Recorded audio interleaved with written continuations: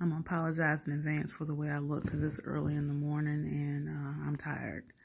But I want to challenge my community, and this is to myself and to others, to understand that in order to protect and love and honor Black girls and Black women, you have to be able to center their very lived experiences, their actual lived experiences, in a way that it's not minimized and marginalized by us to say that,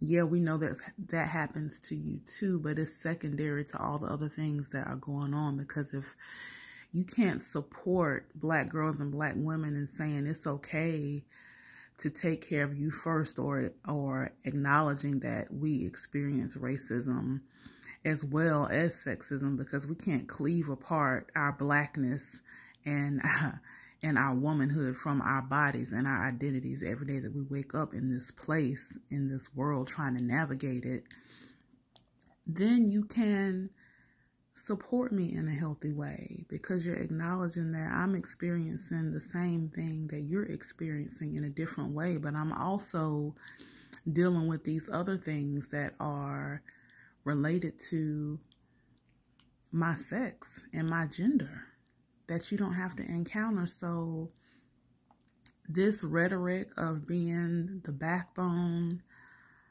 this rhetoric of putting yourself last, this rhetoric of, I got to make sure everybody else is straight. And then if I'm lucky, if I'm blessed, I have a second for some me time, is killing us.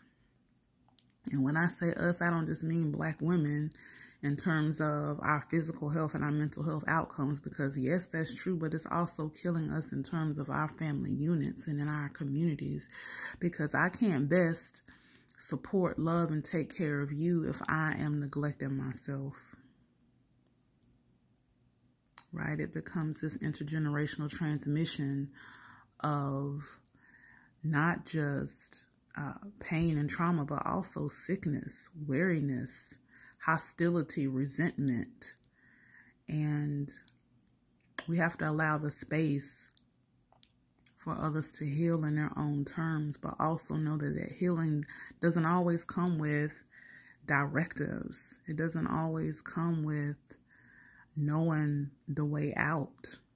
But one thing I want for Black girls and Black women is to not only have the time and the space to do that, but to also be given the grace that we give everybody else to fuck up and make mistakes. Because little Black girls don't get that. We get adultified so early, whether it comes from being hypersexualized, don't be too fast, cover up. But we also get adultified in such a way that we end up being caretakers in elementary school, because women are taught to be nurturers. So I'm helping run the household. I'm not allowed my childhood and my innocence in a way that others are either. And all of that rolls over. All of that compresses. That compression causes this instability of pressure that comes to the surface in my working relationships and my romantic partnerships and my friendships.